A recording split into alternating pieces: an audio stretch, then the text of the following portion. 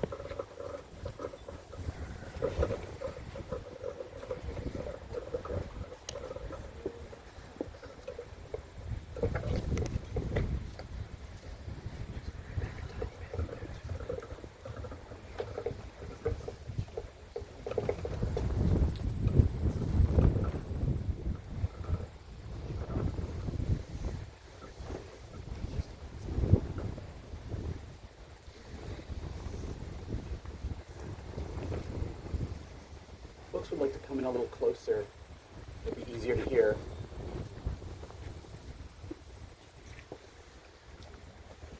And if folks would like to come around, yeah, not going to bite you. The back as well, you can. Come on under. Come on.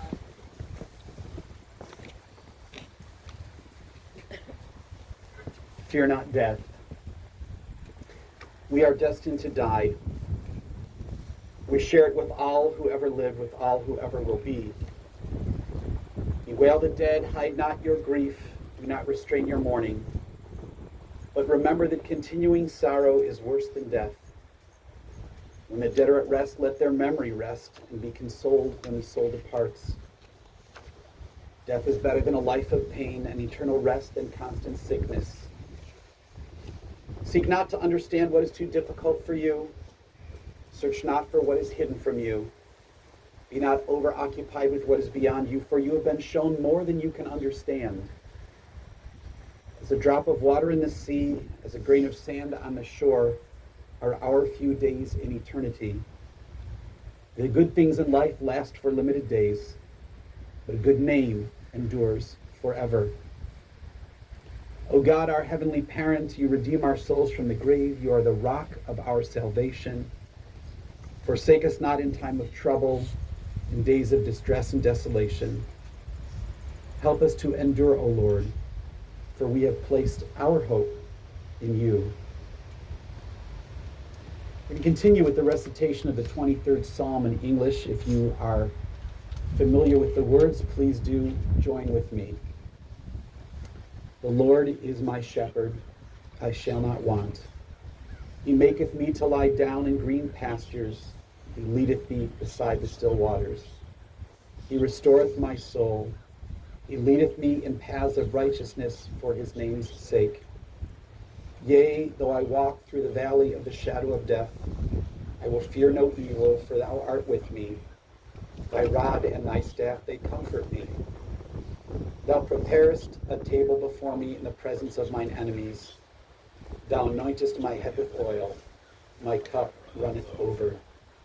Surely goodness and mercy shall follow me all the days of my life, and I shall dwell in the house of the Lord forever. This afternoon, there are a few family members who would like to share some thoughts as we bid farewell to Don Horvat. I'd like to first call on Don's daughter, Mari, after that, Mari's husband, Aaron, and then finally Don's son, Andrew. All right. It's just going to be Mari and Aaron this afternoon.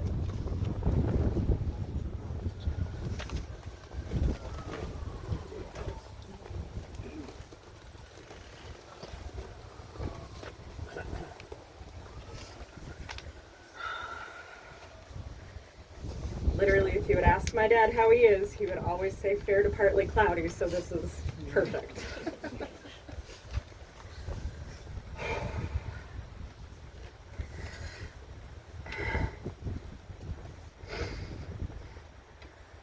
I spent so much time trying to think of the right words to honor someone who meant so much to me, but I finally realized that any words would fall short of expressing my feelings. So I thought I'd just talk about who my dad was and why I loved him so much. My dad wore so many hats in life, and he was constantly changing, all while somehow remaining exactly the same. When he was young, as he liked to put it, he was a hot shot, a pig, a rebel. If he was here, he'd probably say, ooh, baby. There wasn't a rule he didn't try to break or a girl he didn't try to chase. Trust me, he would tell me the same stories at least 10 times a month. He would love to remind me that while he was a motorcycle riding bad boy, my mother was the only one he ever really wanted. And then he basically stalked her until she agreed to marry him. However, he would always point out that stalking wasn't really a term back then, so it was just called aggressive courting. As he aged, he never lost that rebellious streak or the skirt chasing, but after 50 years, after he turned 50, it was just called a dirty old man. He never seemed to mind that title, especially when he was in the hospital with several cute nurses taking care of him. He was this amazing combination of a wise-ass, devoted husband, life of the party, loving friend, salesman, dirty old man, and the best father I could have asked for. I never had to wonder if my dad loved me, because every day he showed me and told me. He would brag about me and my brother so much that when we would meet his new friends, they would have already heard our life stories and accomplishments on repeat. It was that special feeling of knowing how truly proud and loved we were that made him an outstanding father. I wasn't ready to lose him, but I don't think you're ever really ready to lose someone you love, even if you have the time to prepare. He was never one who wanted people to fuss too much over him. In fact, when asked, he would say that when he died, just put him in a pine box in the corner. You'd think he was joking, but after the 30th time, we realized he was serious. I could guarantee he'd be upset if he knew how much his funeral cost. But at the end of the day, he always undervalued himself because he wanted to place the value on those around him, like his family. His family was the most important thing to him, with my mother topping the list. She was the most important person to him in the world, and probably the only person who could cut through his stubbornness, usually by ignoring it and doing what she wanted anyways. But after the fact, he would always be happy she forced him to do things, and that she helped him enjoy life to the fullest. I miss him more than words are able to express. And with such a sudden loss, I still somehow expect to go home and find him on the couch, asleep with a sofa and a cat in his lap and the TV blaring. There won't be a day that goes by for the rest of my life that I won't miss him, or a day where I won't wish he was here to tell me that same story for the 100th time. But he wouldn't want me to be sad, and he definitely wouldn't want me to cry. I'm certain if he was here, he would tell me he doesn't need tears or long speeches. Instead, we should go home, drink a glass of Johnny Walker Blue, and celebrate his life, and not dwell in what was lost, but celebrate what we had and those we have left with us.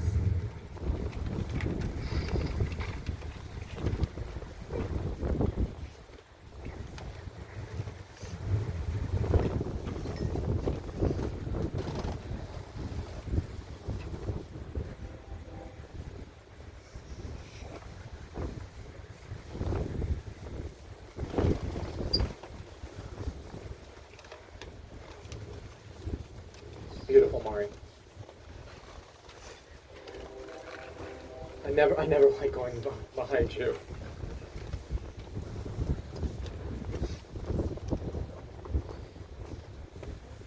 When I first met Don, I'm not gonna lie, I was a bit scared. The way Mari always described her dad made him seem larger than life. Mari described him as follows. He was a bad boy, through and through, growing up. When he drove down the street, women would grab their daughters and hide. He would throw all of his friends in a car with a trunk full of narcotics. Mind you, he had papers for everything. To Windsor just for a drink and a bite. He had guns, and he loved showing every boyfriend that would happen, what would happen if they hurt his baby. With a description like that, you can only imagine the man I thought would be waiting for me. He sounded like a 7'5" biker with tattoos covered in guns, chewing tobacco, and spitting fire. You can easily see, yeah, right? You could easily see why I was nervous. But when I came into the house, what did I see? But the nicest, most welcoming guy in the world. So yes, I was terrified. When a man has that kind of history preceding himself, and he welcomes me with open arms, you need to be on your guard. As I got to know him, I realized I found a kindred spirit in him. This man wasn't scary or dangerous. He just loved life to the fullest. He worked as hard as he could to get what he wanted and fought tooth and nail to keep what he loved safe. When he met Lily, he knew he needed her. She was the most intelligent, strongest, and beautiful woman he had ever met.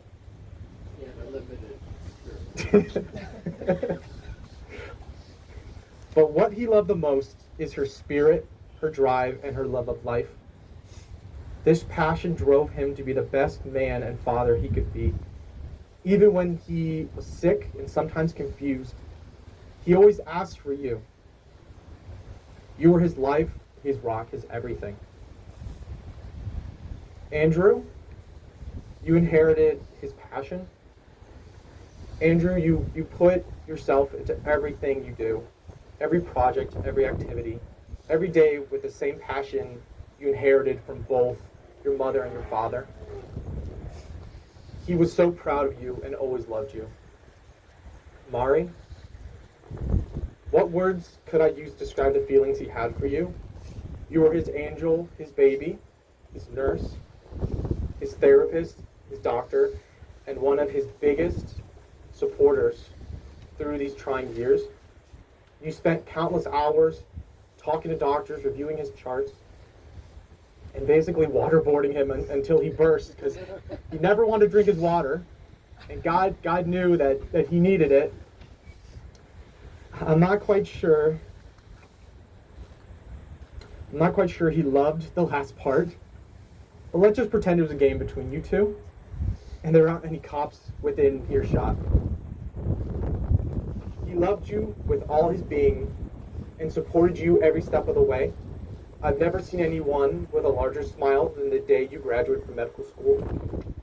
You really are the culmination of his life's work. Every day I'm with you, I see his wit, his strength, and his spirit within you. He always loved you, and he always will. What else can I say about the man that can't already be said? This man in every way was a giant. He shaped all of our lives, and he gave me the greatest gift a person could ever give me: a new family, a new home, and a new life.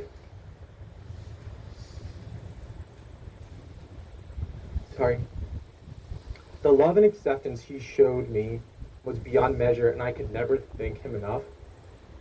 To quote him on my wedding day, "I'm not your father-in-law, I'm your father, period."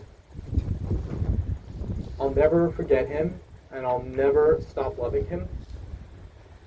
I love you, Dad.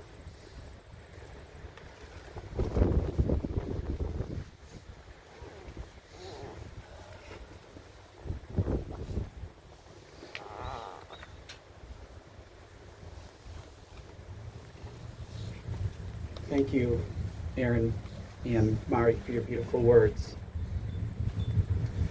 Now some words from the personal trainer or the rabbi, depending on the day of the week.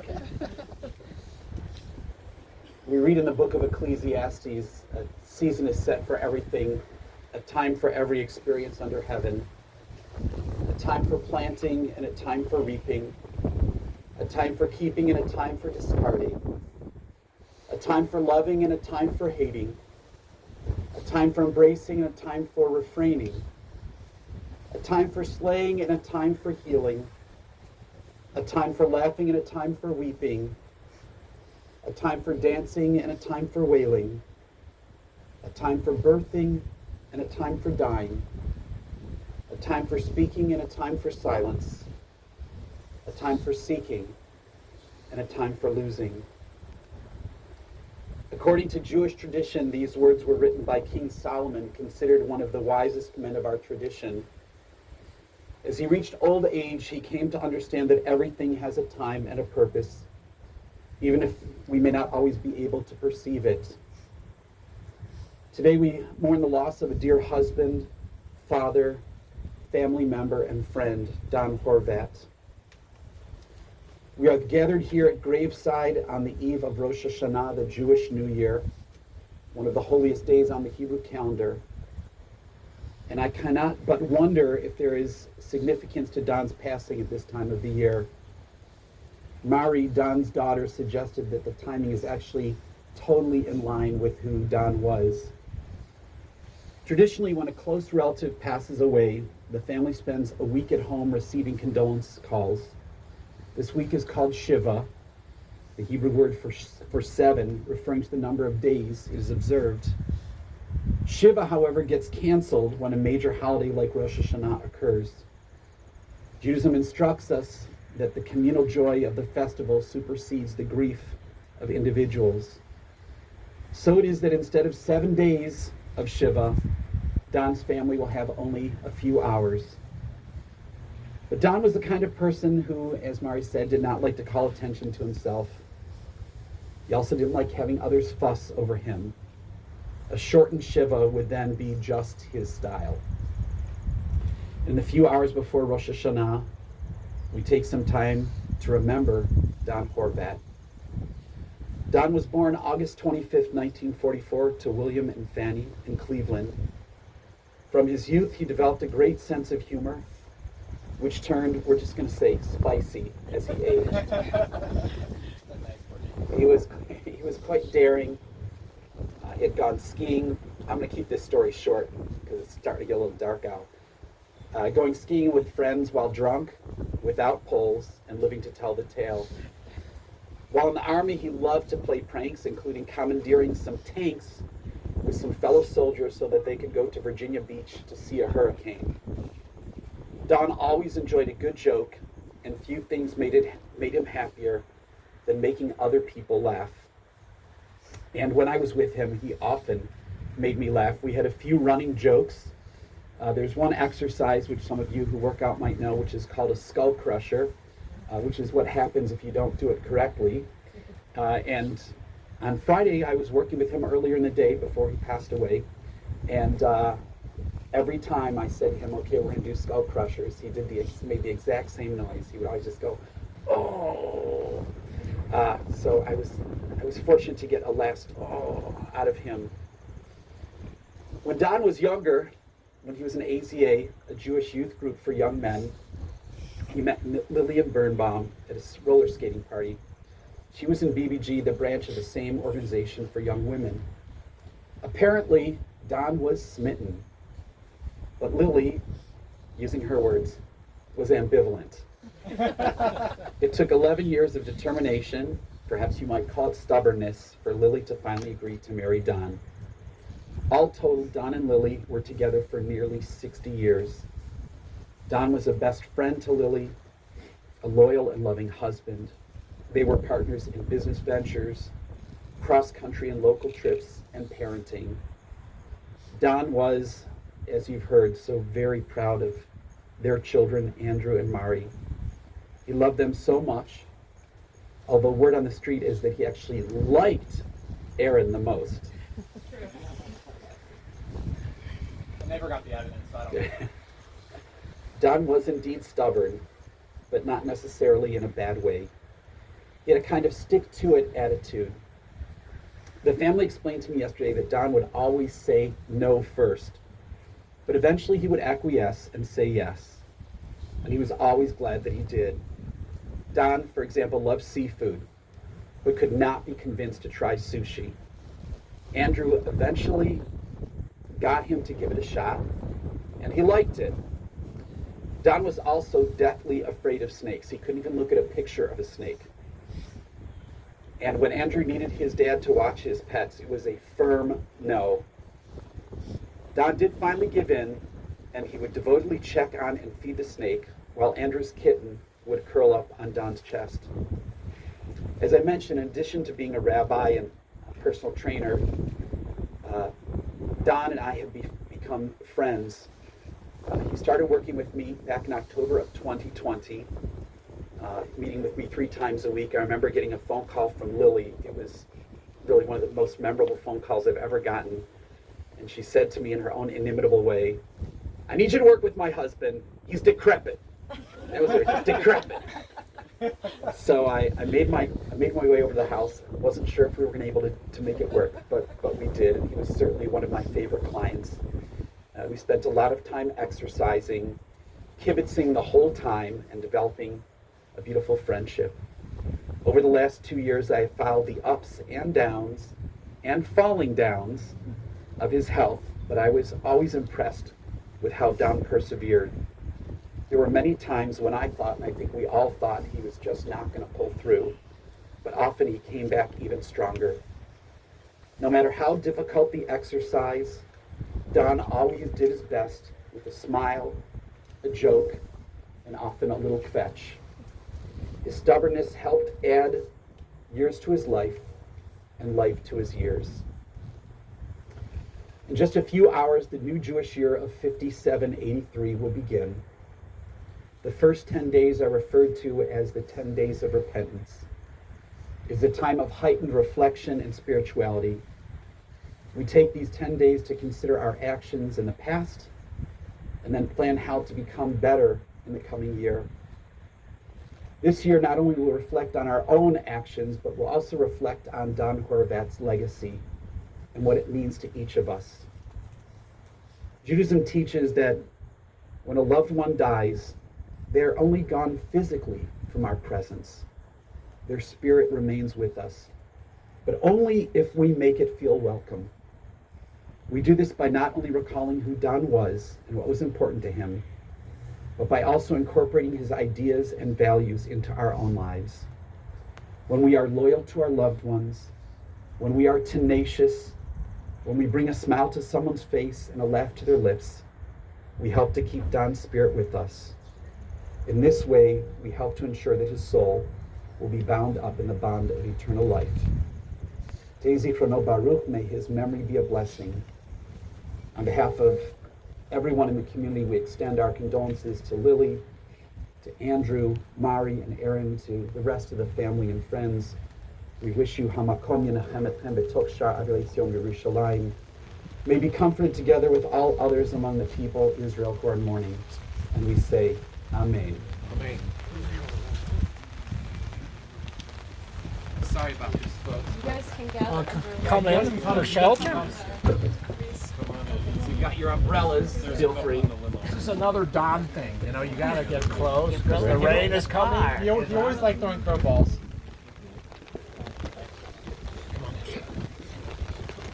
In just a moment, we're going to continue with the Kura Burial, which is considered in Jewish tradition to be one of the greatest mitzvot, one of the greatest commandments a person can fulfill. This is something that we do for Don after all he's done for each of us, and there's no way that he can repay us for the goodness that we have done to him.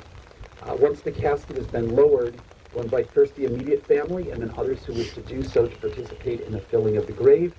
The tradition is to take 3 shovelfuls of earth and place them in the grave, and then to place the shovel back into the pile of earth. We do not pass the shovel from one person to the next.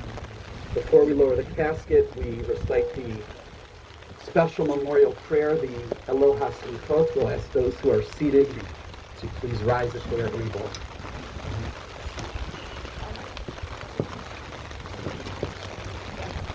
Eloha Slichot, Lanu V'Rachum, Erech Apayim V'Rav Chesed, Kamsech Aprat Pesha V'Akravat Yesha Menucha Nechona, Tachas Kamsei Hashina, Shemalot Kedoshim U'Torim V'Zorat Yamazirim, Et Nishmat Elia Ben Yaakov Bo Shalach Le'olamo, Ana Bal HaRachamim, Zakro L'Tovach L'Tzuyotad, V'Tzitatav Atzot HaChayim, Zakro Sharei Tzedek Yorah, Sharei Emna V'Chanina, V'Seiter K'nafecha, Tireu Le'olamim, V'Tzor Chayim Et Nishmato, Adonai Hu Nachalato, Yanuach V'Shalom Al Mishkavo, V'Nohomah, Amen. O God of forgiveness, who is full of compassion and mercy, grant perfect peace in your sheltering presence among the holy and pure, the soul of Donald Wayne Horvat, who has gone to his eternal home. Master of mercy, we beseech you, remember all the worthy and righteous deeds he performed in the land of the living.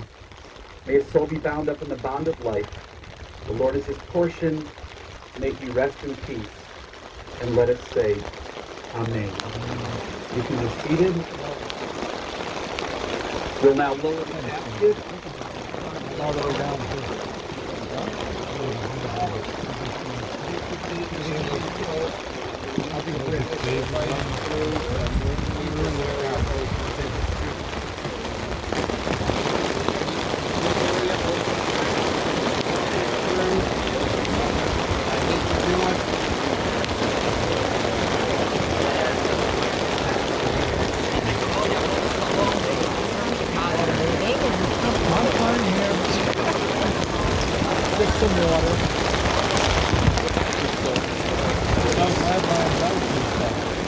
Well, it keeps the car dry.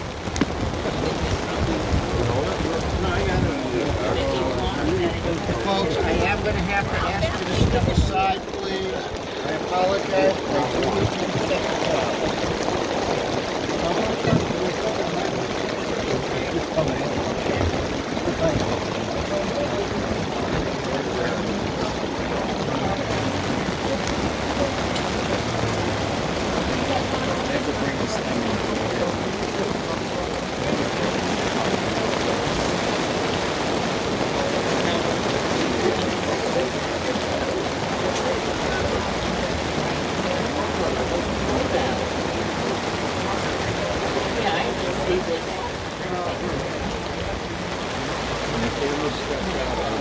Family to be covered.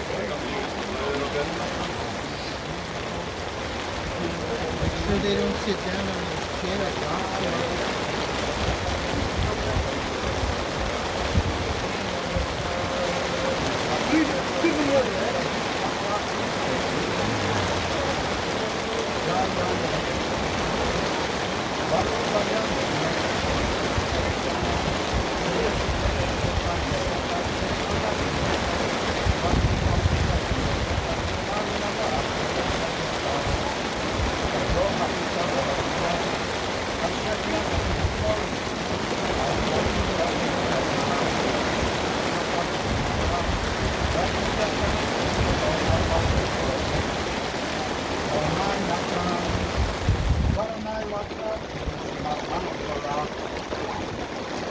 The Lord is giving, the Lord is keeping, what he blessed in the name of our God.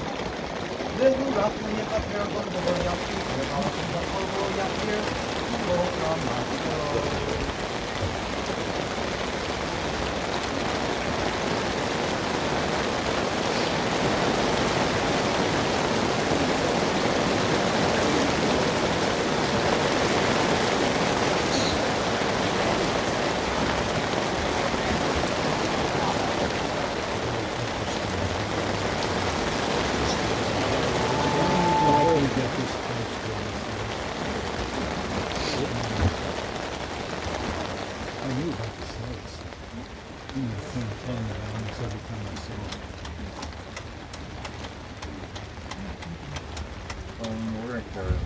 Okay. I think the rain is letting up just long enough so that we can get the vault lid on. If I do need everyone to step out from under the tent and off the boards. And I apologize for any inconvenience.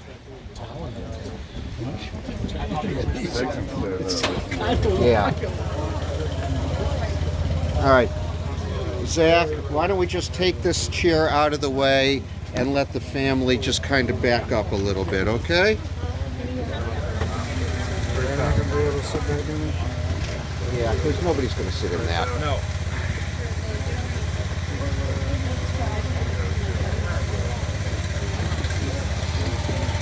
Yeah. Yeah, I know. It's okay.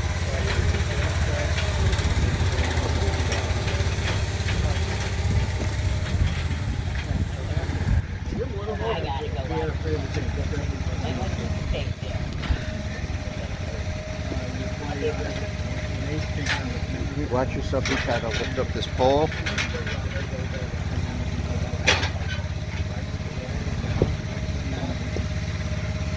He never wanted to do anything without a fight, so he didn't want to go down.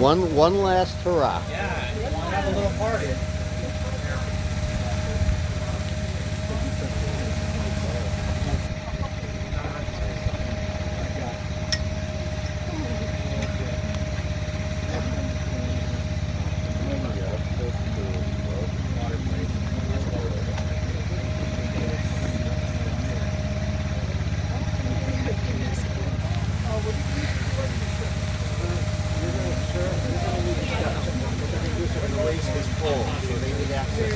If it was, it would be the water tower.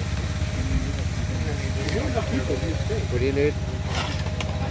Can you guys back up just? Whoa!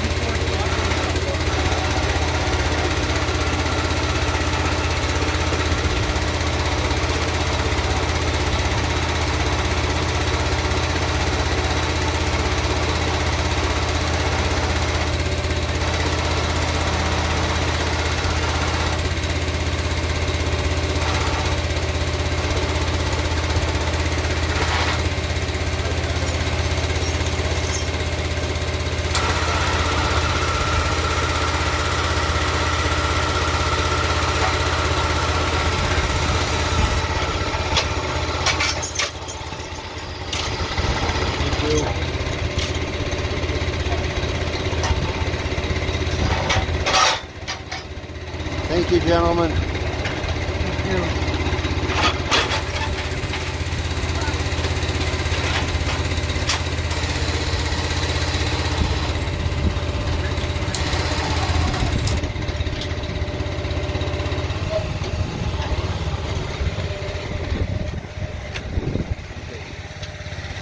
don't know how much drier it is, but you can cut back under if you like. No? Be careful, because this does seem to be holding water over here, so be careful. So here's what we're gonna do. We're gonna change this up a little bit for the burial. We're just gonna have the immediate family participate in the filling of the grave. We'll recite the mourner's Kaddish, and then afterwards, folks who want to participate in the filling can stay to do that, so we can get at least the immediate family out of the rain. So we'll invite you to come over here. Just watch your step coming around. You want to do it? From what I hear of him, he would have loved this. Oh yeah, he would have loved it.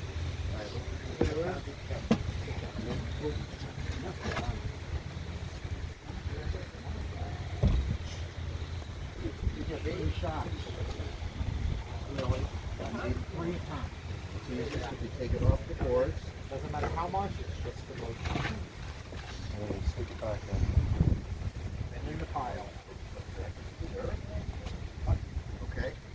The next person does it willingly. Alright?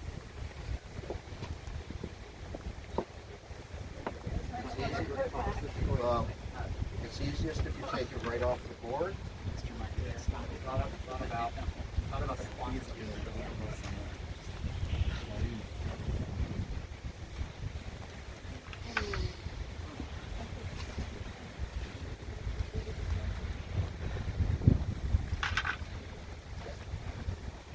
Andrew? Give it a try.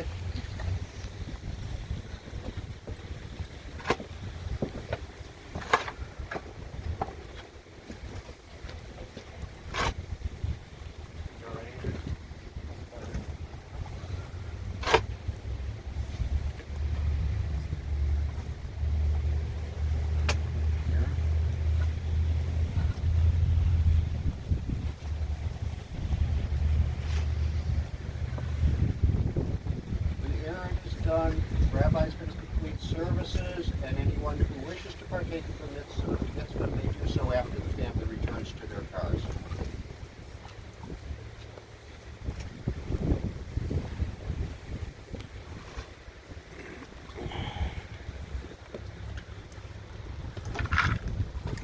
He told you he never makes things easy on people.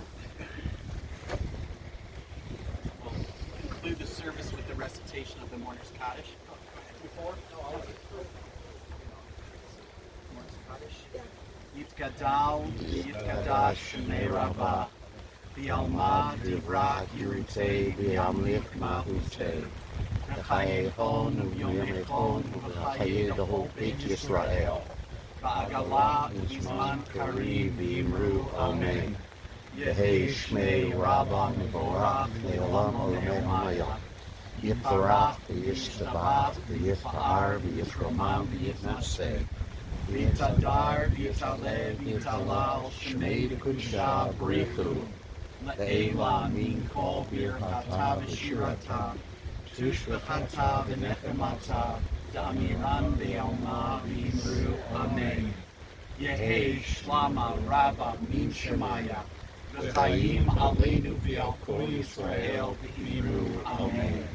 Oseh shalom v'romav, uya aseh shalom. Aleinu v'al kol Yisrael v'imru amen. May God who makes peace in the heavens make peace for us, for all Israel, for all humanity. And we say, amen. We'll ask all of those who are gathered to please form two parallel lines facing each other to allow the family to pass between you as we wish them the words of condolence.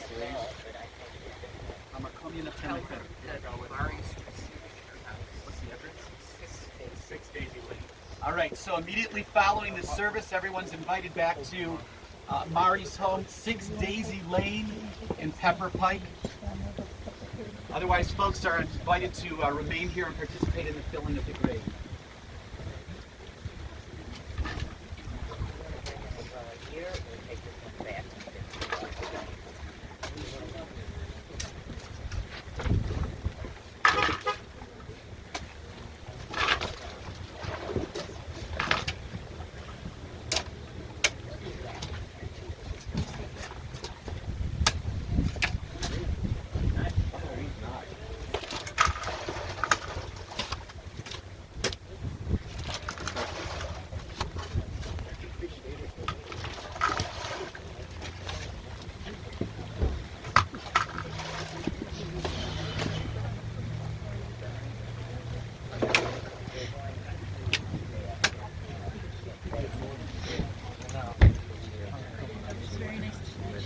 Sorry, some of this is research. Is that going back to the house? Yeah, I'm good for there too.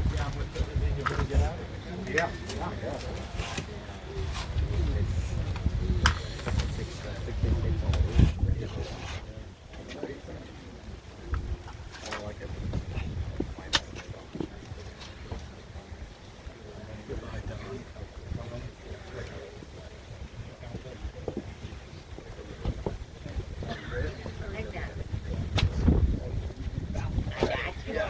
Yeah, I'm just trying to keep my eyes right.